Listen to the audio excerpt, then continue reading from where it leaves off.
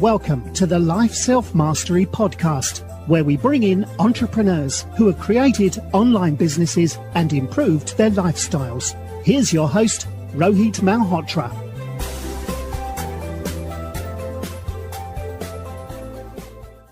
Hi everyone, I'm Rohit from lifeselfmastery.com, and today I'm excited to have Pranav Ahuja, who's the founder of Xeno. Xeno is a fun social loyalty program that connects consumers and local businesses. Consumers earn rewards at their favorite places for doing what they already do. Xeno is an alumni of Techstars 2018 batch. Welcome to the show, Pranav.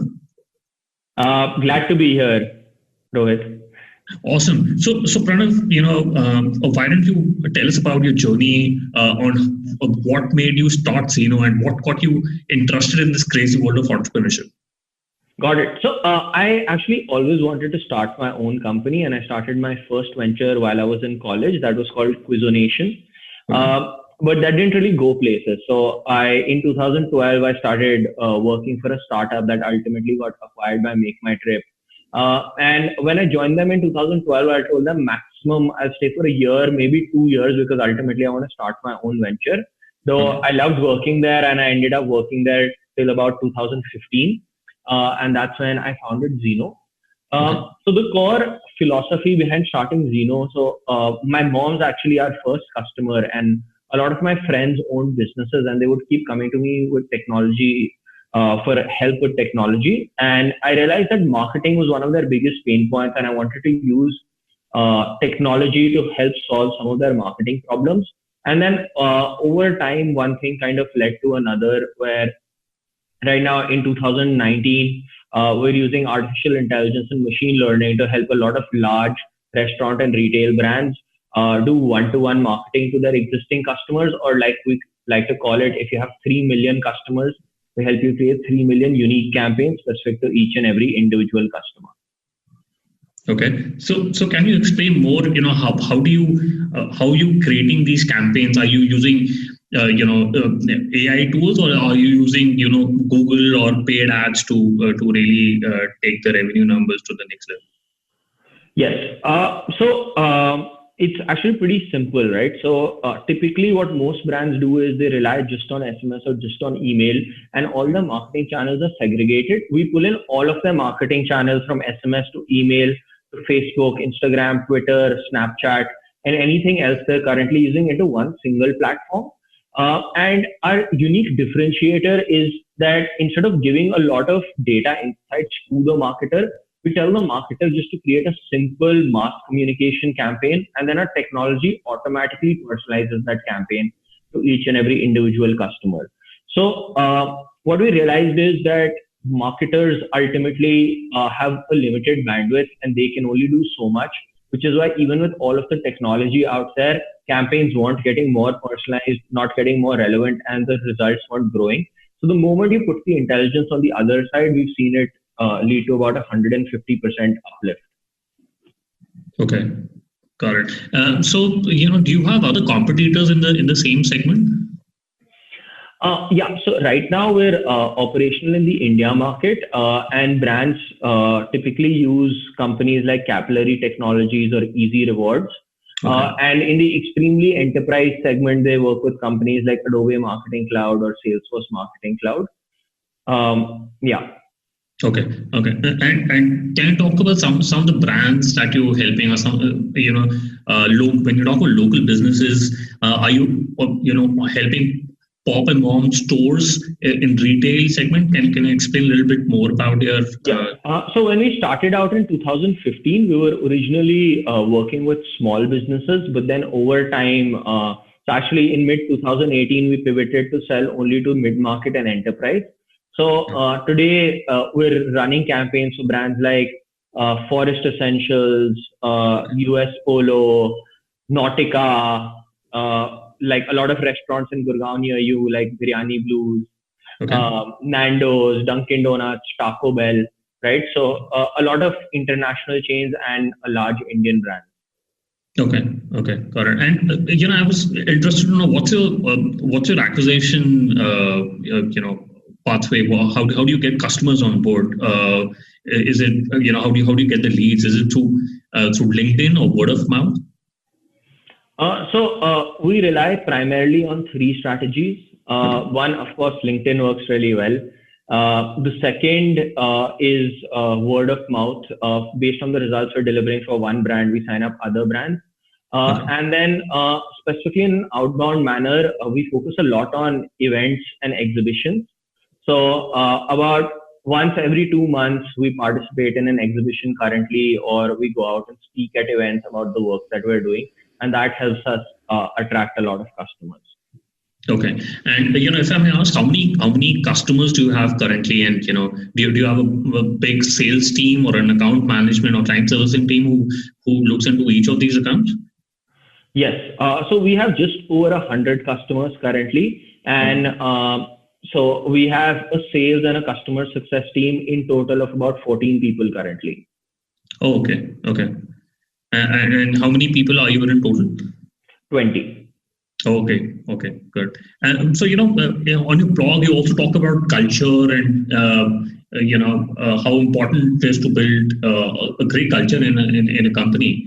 So, Pranav, I was interested to know, in last half a decade, the startup community has really grown in India and all across the world also. So, what are your thoughts on how to build a great culture in a company, and what do you do to foster, team building and all? Because there's larger companies like Uber, WeWork, and some of the very exciting startups who are throwing a lot of money at people. So, what do you do to make sure that your people stick around with you? Got it. So luckily, our entire core team that joined us 2, 3, or maybe even 4 years back is still working with us. Okay. And I think the few things, I think it actually comes down to the basics. So we genuinely care about the people that work with us and their career trajectories. So we want to help them grow and achieve their goals, right? And we actually spend time doing that. We make it easy for people to try multiple different projects, or even pursue different departments versus what they started on with. Then beyond that, we focus a lot on internal team engagement in terms of how everyone's interacting with each other, and especially hiring the right type of people and even firing the right type of people. So if you have the right people in your team, everyone else automatically bonds with each other. And the third thing is what you actually define as your culture code. So I believe every company has a culture by default, whether you define it or not. But what defining it does is it gives everyone a core set of frameworks to work around.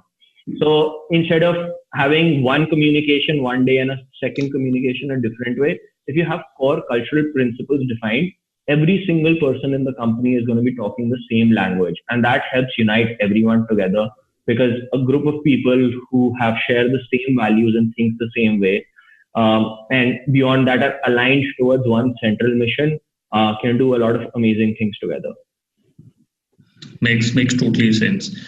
So when you're looking at a small company like yours, what kind of people are you looking for when they join the company? Are you looking for hustlers, or are you also flexible looking at big large corporates like Oracle and Salesforce to join your company?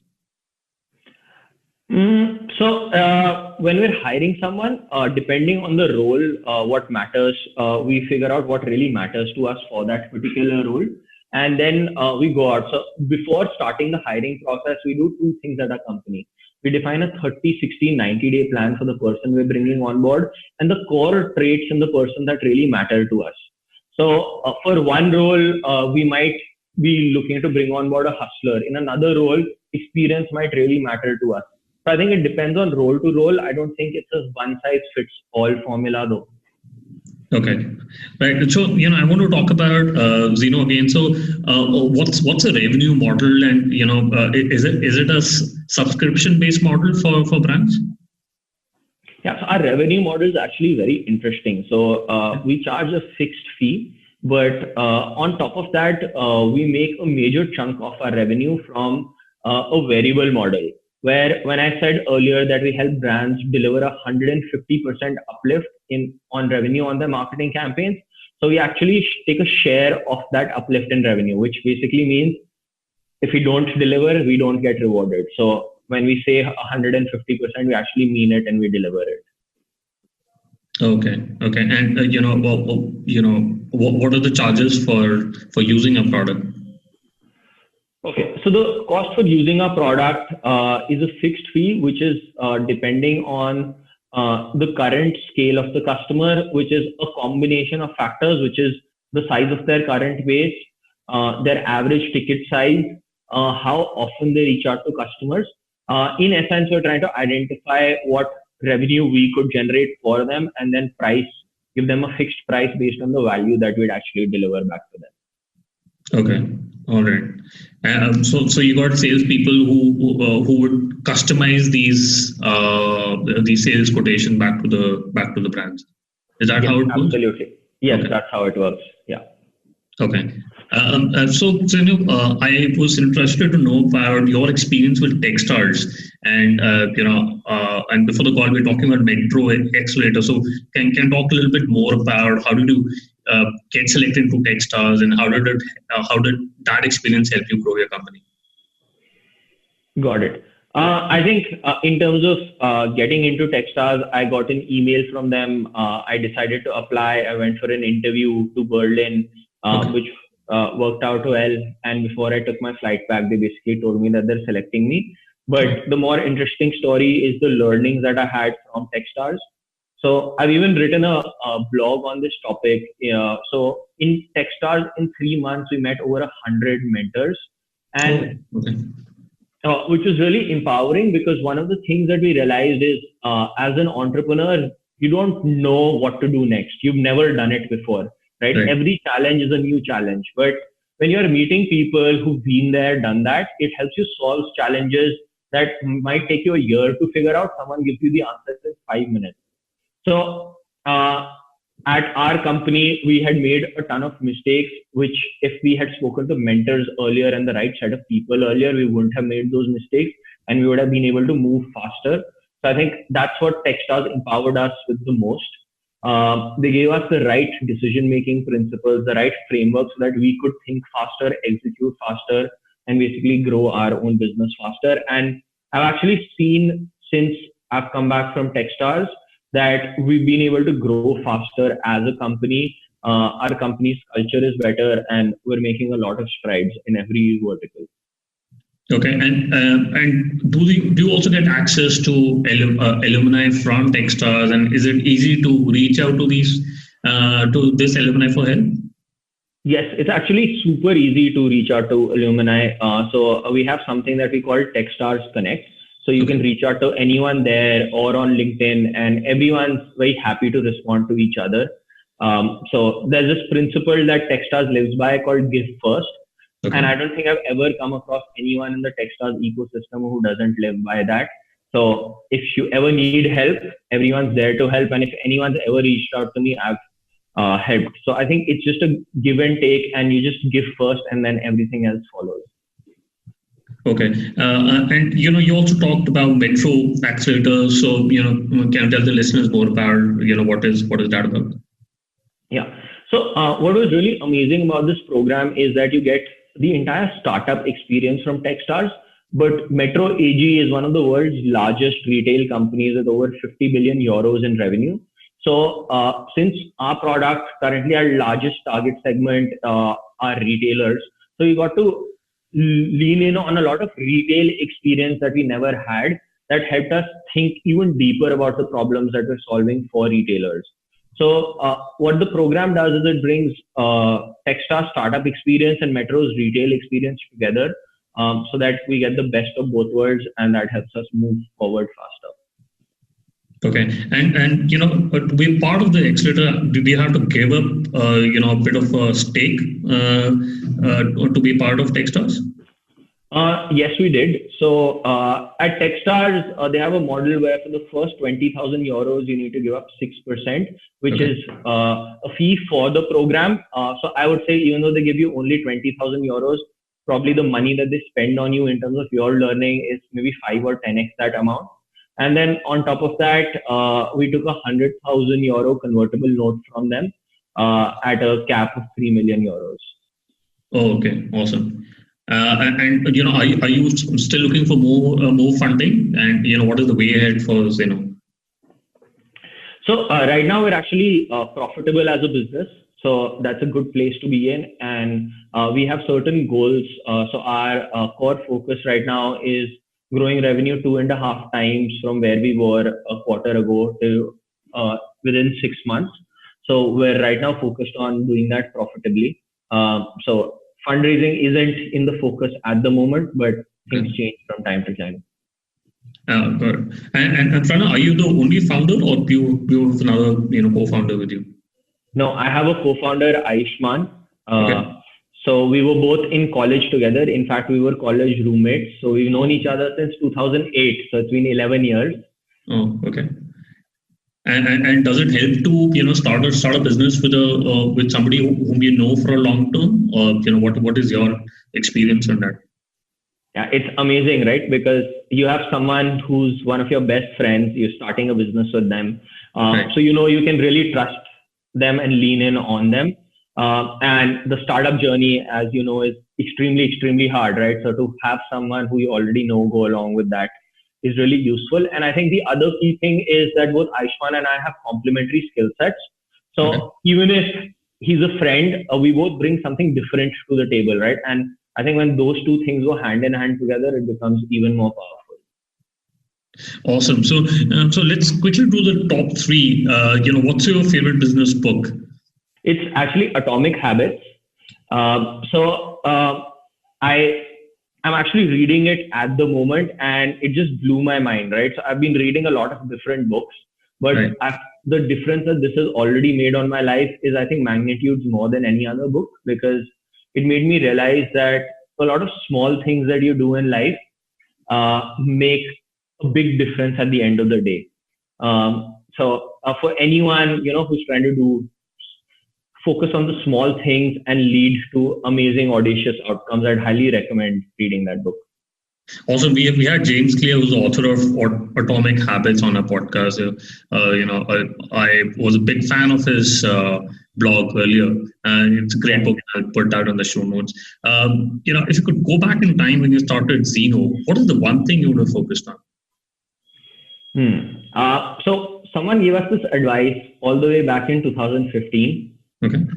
Sell to enterprises and remove your focus away from small businesses. It took us till mid 2018 to actually make that decision, which took us 3 years. And I feel like if I could have gone back in time, if I made that decision in 2015, we would have grown the business a lot more. But if you ask me if I have any regrets about any of those decisions, I don't, because we got a lot of learnings, and I believe everything that happens in life happens for a reason, and it happens for the best. So I won't really change anything, but this, I think, is our biggest, it's our worst decision till date that we reversed in 2018. Interesting. So do you think that enterprise has more money and they're better decision making than SMEs? That's been your learning?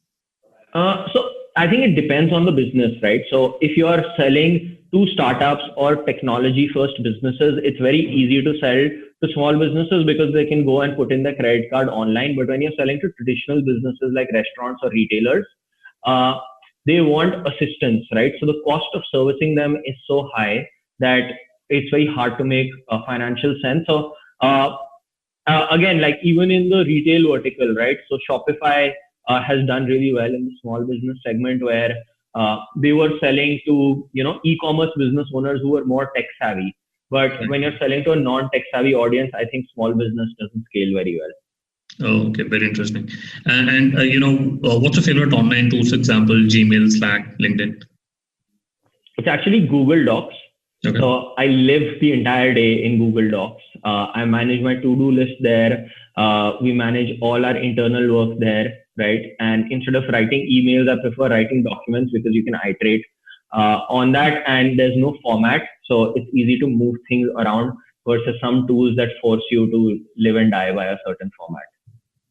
Okay. And what is the best way people can reach out to you or know more about Xeno? So they can reach out to me either on Twitter or LinkedIn. I'm very active on both platforms. Okay. So happy to connect there. Got it. And Xeno is Xeno.in, is it? Yes, it's Xeno.in, Xeno.in.